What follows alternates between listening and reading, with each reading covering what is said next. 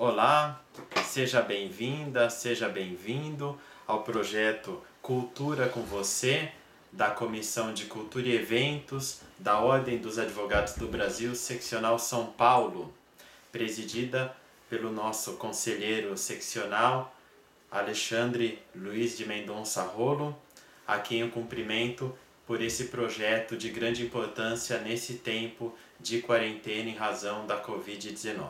Muito bem, o objeto da nossa aula de hoje é a publicidade na advocacia em tempos de coronavírus. Muito bem.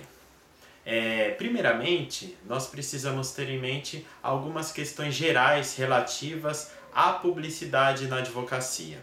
Nós temos o Estatuto da Advocacia, a Lei 8.906 de 94, bem como um Código de Ética e Disciplina que é do ano de 2015, que entrou em vigor no ano seguinte, 2016, que é um ato normativo editado pelo Conselho Federal da OAB.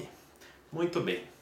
Sobre publicidade, o Código de Ética e Disciplina estabelece que o conteúdo de sites da internet, telefonia, deve ser feito ou utilizado de maneira que, em matéria de publicidade, não haja o envio ou a utilização visando alcançar pessoas indeterminadas, mas sim destinatários certos e também de forma a não caracterizar o oferecimento de serviços ou a captação de clientela.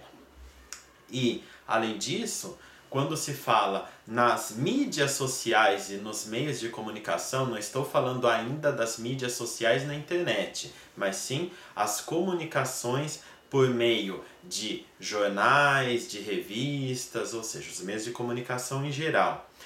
Estes devem ter sempre um caráter meramente informativo, dotado de discrição e sobriedade, para que não implique nem em captação de clientela e nem na mercantilização da nossa profissão, da advocacia.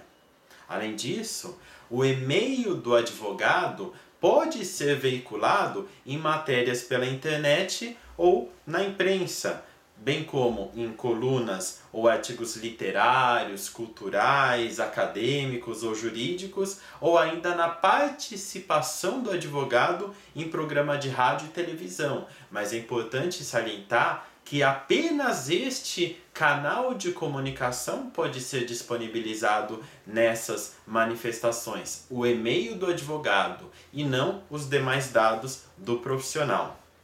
E quando se fala da publicidade profissional, ela pode trazer os títulos acadêmicos do profissional, eventuais distinções honoríficas que ele tenha recebido, as instituições jurídicas de que o profissional faça parte, as suas áreas de especialidade, o seu e-mail, o seu site na internet, a página, o QR Code, né, que hoje em dia vem sendo utilizado como uma forma de se facilitar o acesso às informações do advogado, o logotipo do escritório, a fotografia, horário de atendimento e também os idiomas que o escritório trabalha. Então, essas são outras informações que o advogado pode fazer uso na sua publicidade. Além disso, quando nós falamos em boletins, sejam boletins, o que hoje é mais usual, de forma eletrônica, ou ainda aqueles antigos boletins que escritórios mais tradicionais ainda mantêm em uso, né, aquele boletim impresso, ele pode ser adotado, desde que destinado a matéria meramente cultural e a sua circulação estando restrita a clientes, bem como a interessados do meio jurídico. Por que é muito importante essa informação para o advogado? Ele não pode fazer uso desse tipo de documento, desses boletins, como um expediente da chamada mala direta, ou seja, utilizar aquele boletim, seja físico, seja eletrônico, para enviar a pessoas indeterminadas, visando com isso a chamada captação de clientela. Então, antes se fazia muito a questão do envio da mala direta pelo correio. Hoje em dia já é mais comum o envio desses folders eletrônicos por meio de aplicativos como o WhatsApp e outros meios de comunicação. E é isso que o nosso código de ética procura vedar. Essa mala direta que faz com que um folder que poderia ser um material válido de trabalho, de publicidade do advogado, acaba sendo remetido de forma indiscriminada a pessoas desconhecidas, incertas.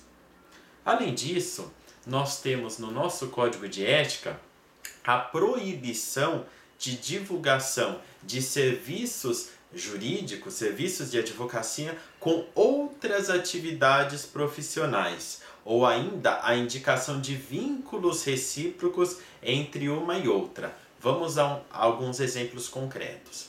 O advogado, fora da sua atividade como advogado, pode ter qualquer outra atividade, seja uma atividade de lazer, seja até uma outra atividade profissional. O advogado pode ser também um contador, um corretor de imóveis, bem como ele pode ter uma banda, pode ter ser um profissional ligado ao vinho, à culinária, enfim.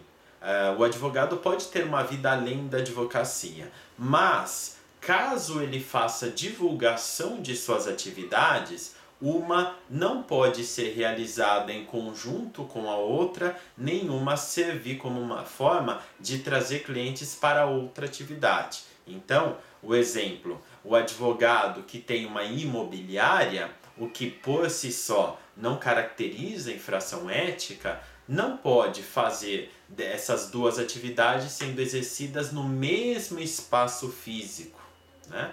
Ou seja, alguém procura um advogado e aproveita para contratar o corretor de imóveis, ou aquele que é procurado na condição de corretor de imóveis acaba se tornando um cliente do profissional advogado. E é isso que o Código de Ética quer evitar, que uma profissão seja exercida como forma de trazer clientes em outra.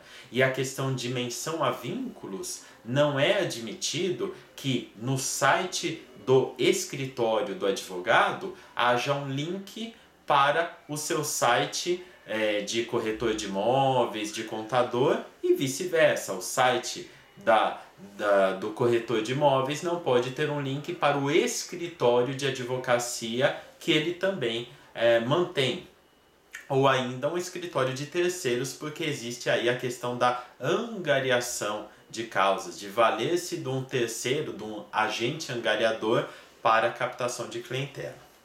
Muito bem, também não é possível, até como eu já havia dito anteriormente, se trazer informações do advogado quando ele escrever uma coluna ou um artigo ou na internet, no jornal, numa revista, ou ainda participar de um programa de rádio ou de televisão, trazer informações além do seu e-mail. Então, o advogado deve se apresentar com o seu nome, podendo divulgar o e-mail e nada mais, sob pena de incidir em infração ao Código de Ética e Disciplina, que vai gerar um procedimento junto ao Tribunal de Ética e Disciplina da OAB. Muito bem. E outra questão ainda um pouco em relação à participação do advogado em programas de rádio, de televisão, concedendo uma entrevista ou participando de uma reportagem, é importante salientar que essa atuação do advogado deve ter caráter meramente ilustrativo, objetivo educacionais, instrutivos, e não uma forma do advogado fazer uma autopromoção pessoal ou profissional, bem como não pode o advogado fazer comentários a respeito dos métodos de trabalho empregado por outros profissionais. Imaginem só o que é relativamente comum quando existe um caso do tribunal do júri, um julgamento de grande repercussão na sociedade, e aí nós temos amplas coberturas jornalísticas, e num determinado programa chama-se um advogado como convidado para poder comentar aquele julgamento, e ele, em seus comentários, critica as teses, a estratégia utilizada pelo advogado encarregado da defesa do acusado no tribunal do júri, para dizer que ele faria diferente, que caso ele fosse o advogado do réu, ele poderia obter um resultado melhor, mais favorável. Não pode isso, porque o advogado não está lá para mostrar como ele faria, mas sim para explicar, traduzir à sociedade como que é aquele julgamento do tribunal do júri, tudo o que aconteceu, o que pode acontecer segundo a legislação. Então aí é o caráter instrutivo, educativo, e não propriamente o advogado se aproveitar do espaço para sua autopromoção e a sua forma de atuação caso ele estivesse incumbido da defesa desse réu. É importante também saber que o advogado pode fazer uso, em termos de publicidade, de patrocínio de eventos ou publicações de caráter científico ou cultural. Portanto, se nós temos a organização de, por exemplo, um congresso voltado a profissionais da área jurídica, isso é até relativamente comum que nós tenhamos alguns patrocinadores desse tipo de evento, incluindo escritórios de advocacia. E não há que se falar em qualquer tipo de vedação nesse caso, porque um evento como esse, um congresso, tem objetivos meramente educativos, culturais, a discussão de questões do mundo do direito. Então, um escritório de advocacia pode atuar como um patrocinador desse tipo de evento jurídico sem que se fale em captação de clientela. Mas veja, estamos tratando aqui de evento de natureza científica ou cultural.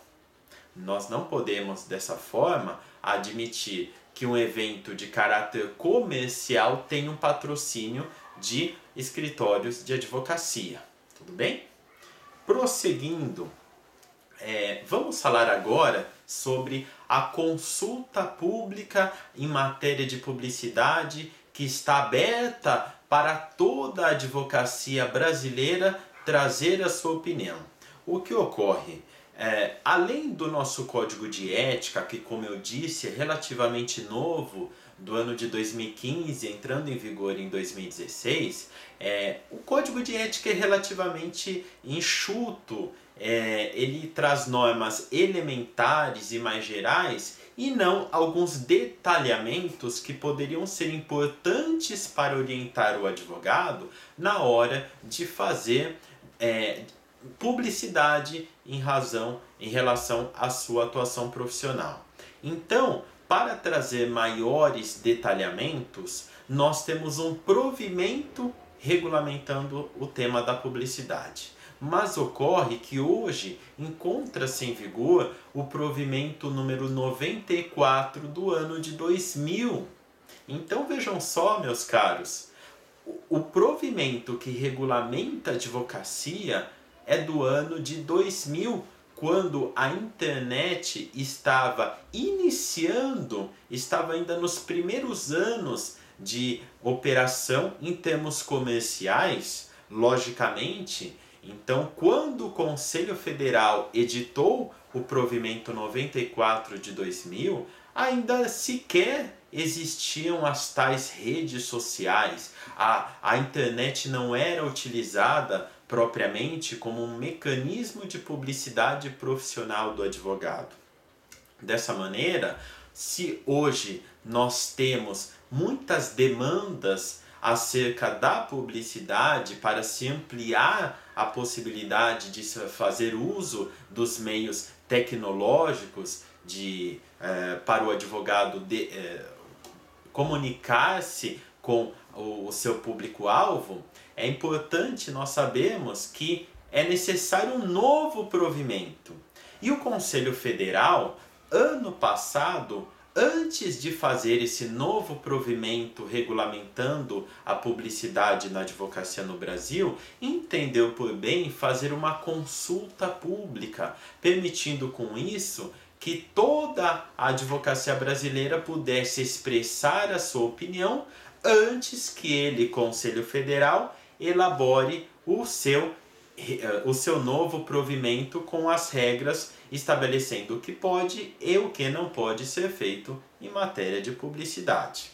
E é importante salientar que essa iniciativa do Conselho Federal de se fazer uma consulta pública para posteriormente elaborar um novo provimento tem muito a ver com uma demanda da chamada jovem advocacia que, diante do mercado tão dilatado, que muitos dizem até saturado de profissionais, esses jovens advogados querem poder exercer a profissão, mas para isso muitos entendem que acabam esbarrando nos limites da publicidade estabelecidos pelo Estatuto da Advocacia, pelo Código de Ética e pelo Provimento 94 de 2000.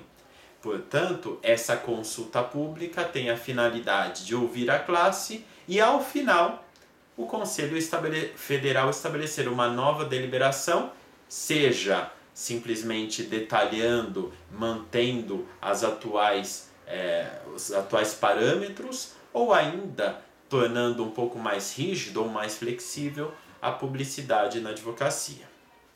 Essa consulta pública foi aberta no mês de setembro de 2019 e deveria estar no ar até novembro do ano passado. Mas o Conselho Federal, e quem está tratando disso é diretamente a segunda Câmara do Conselho Federal, encabeçada aí pelo secretário-geral adjunto do Conselho Federal da OAB, o Dr. Ari Raguiante, essa consulta pública acabou sendo prorrogada neste ano de 2020 e ainda está aberta. E, segundo informações do próprio responsável, essa consulta deve perdurar até o meio deste ano de 2020 para que no segundo semestre o Conselho Federal passe a se debruçar sobre o tema, elaborando assim o novo provimento da publicidade na advocacia. Bom, para aqueles que ainda não tiveram a oportunidade de responder essa consulta pública, ela é relativamente simples, são poucos minutos, são perguntas objetivas para as quais o advogado deve simplesmente responder sim ou não.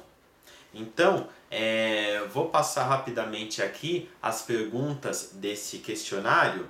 Primeira delas, é a favor da flexibilização das regras de publicidade da advocacia, né? Ou seja, será que o que nós temos hoje deve-se dar maior permissibilidade para o uso da tecnologia em prol da publicidade do advogado? Segunda pergunta, é a favor da publicidade ou propaganda da advocacia em redes sociais? É um tema que não está regulado porque, como eu disse, o provimento foi editado antes do advento das redes sociais. Próxima pergunta. Devem ser regulamentados limites da publicidade nas redes sociais? Então, primeira pergunta seria, pode ou não pode ter publicidade em redes sociais? E na sequência, em havendo essa publicidade, ela deve ser limitada ou não? A próxima, é a favor da utilização de plataformas digitais para intermediação e divulgação de serviços profissionais? Essa é uma questão bem polêmica que desperta aí opiniões em sentidos contrários, havendo aqueles que acham isso absolutamente absurdo, que uma plataforma que não é, portanto, um escritório de advocacia, simplesmente faça a intermediação entre o público-alvo, ou seja, aqueles potenciais clientes, e o advogado do outro lado. mas é uma questão que está aberta ao debate. Além disso, é a favor da divulgação de serviços jurídicos específicos, ou seja, a divulgação das especialidades daquele determinado profissional?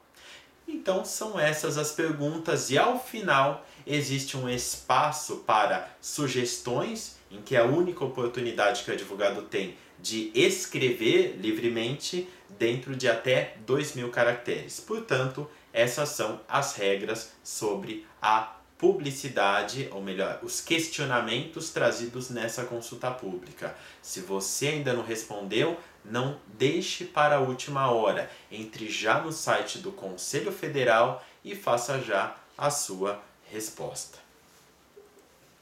E vejam só que o tema da publicidade é tão polêmico que eu vou trazer agora o entendimento de 2 tribunais de ética que se manifestaram em sede de consulta pública, consulta pública não, de consulta deontológica, que para quem não sabe, o Tribunal de Ética tem basicamente 2 funções primordiais. A primeira delas é julgar processos ético-disciplinares, portanto, representações em face de advogados que supostamente teriam violado ou o Estatuto da Advocacia ou o nosso Código de Ética. E, de outro lado, os tribunais de ética também têm uma função consultiva de responder indagações, consultas de pessoas que vão ao Tribunal de Ética para indagar se determinado comportamento está ou não de acordo com as regras deontológicas da profissão. Portanto, todas as seccionais do Brasil possuem tribunais de ética que têm essas 2 funções, julgar processos e responder a consultas. São Paulo tem um pronunciamento relativamente antigo, do início aí dos anos 2000, dos anos de 2010, né, mais precisamente em 2012, São Paulo respondeu uma consulta entendendo que o advogado pode fazer uso da publicidade na internet, nas redes sociais, incluindo a utilização de um perfil pessoal e profissional, ou seja, além de um perfil específico da pessoa, do advogado, e outro do seu escritório de advocacia. Além disso, o advogado poderia fazer uso de ferramentas que visam dar maior divulgação da sua atuação. E aí, como exemplo, o chamado Google Ads, em que quando se faz uma pesquisa a respeito de um determinado tema, aquele advogado vai aparecer, o seu escritório de advocacia aparece como um link patrocinado, né? Então, logo nos primeiros resultados. E o mesmo vale também para as redes sociais, que permitem os chamados posts patrocinados. E aí, vejam só, São Paulo proferiu um entendimento em julgamento de consulta no ano de 2012, entendendo pela permissibilidade de se fazer uso da publicidade, incluindo a questão do chamado impulsionamento das publicações ou patrocínio. Disse o Tribunal de Ética de São Paulo, a primeira turma que apenas julga consultas deontológicas, que é possível a criação de conteúdos patrocinados que apenas indica o link da página do Facebook ou do site, porque na visão do Tribunal de Ética de São Paulo, aquele patrocínio não faz com que a publicidade chegue propriamente a um potencial cliente, mas sim faz com que aquele lead, né, aquela chamada, apareça no feed de notícias de um potencial cliente, mas caberá a esse cliente clicar ou não naquele determinado, naquela postagem.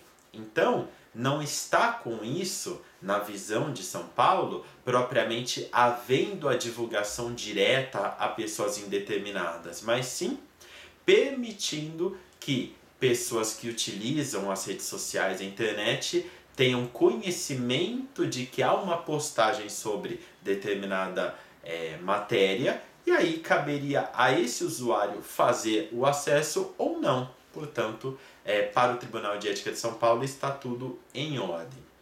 Por outro lado, em 2019, o Tribunal de Ética e Disciplina do Distrito Federal, não estou falando do Conselho Federal, estou falando do TED do Distrito Federal, proferiu no julgamento de 2 consultas entendimento exatamente em sentido contrário, proibindo essa utilização das redes sociais, ou melhor, do impulsionamento de publicações, porque na visão do TED do Distrito Federal, haveria com isso uma exposição sem limites, generalizada, de maneira que a partir do pagamento de valores, alguns advogados teriam acesso a esse tipo de expediente e outros que não teriam condições ou mesmo interesse de fazê-lo, acabariam sendo prejudicados nessa concorrência em matéria de publicidade. Então, São Paulo aceita, o Distrito Federal proíbe. E para a gente finalizar a nossa exposição, é importante salientar o seguinte: estamos num período de pandemia em que as regras sobre publicidade permanecem válidas sem alterações. Por que eu chamo a atenção para isso? A OAB, e aí eu digo de várias seccionais do Brasil, tem recebido denúncias nesse período de quarentena de que advogados, por conta do fechamento dos seus escritórios de advocacia, estão fazendo uso inadequado e imoderado das redes sociais, fazendo captação de clientela. E até por conta disso, no final do mês de março desse ano, quando já havia iniciado a quarentena, o Conselho Federal da OAB divulgou uma notícia orientando a advocacia sobre a criação de conteúdo na internet e redes sociais, para exatamente dizer que as regras sobre publicidade que nós analisamos aqui ao longo dessa exposição permanecem plenamente em vigor. Não é, portanto, o fato de estarmos numa quarentena que simplesmente afasta a incidência das limitações à profissão. Agora, é importante salientar que hoje em dia nós estamos vendo muito a utilização das chamadas lives, né? Das transmissões ao vivo, inclusive por advogados. Esse expediente é válido? Sim. A live por si só não tem uma infringência às normas do Código de Ética e Disciplina. Mas, desde que essa live tenha um conteúdo, como eu disse aqui em outras ocasiões, informativo, educativo, cultural. Pode, portanto, se debater questões ligadas ao direito, mas não se fazer uma live ou se colocar vídeos e se divulgar vídeos em que há uma convocação de pessoas para aderirem a determinados serviços jurídicos. E é importante, portanto, a advocacia estar atenta para o respeito a essas normas, mesmo durante a pandemia, que não há nenhum tipo de abrandamento, afrouxamento. As denúncias estão chegando à OAB e haverão as respectivas apurações no âmbito do Tribunal de Ética. Então, com essas considerações, eu encerro aqui a minha exposição, agradecendo a atenção de todos. Espero que nós possamos passar logo por esse período difícil de pandemia em que toda a sociedade está sendo afetada, e isso repercute também na advocacia. E importante iniciativas como essa da OAB, mais precisamente da Comissão de Cultura e Eventos, que fomenta a divulgação de informações para que o advogado, durante essa quarentena, possa estudar, possa se aperfeiçoar e, com isso, nós tenhamos, com o fim da quarentena, o pleno exercício das suas atividades profissionais. Muito obrigado pela atenção e bom trabalho.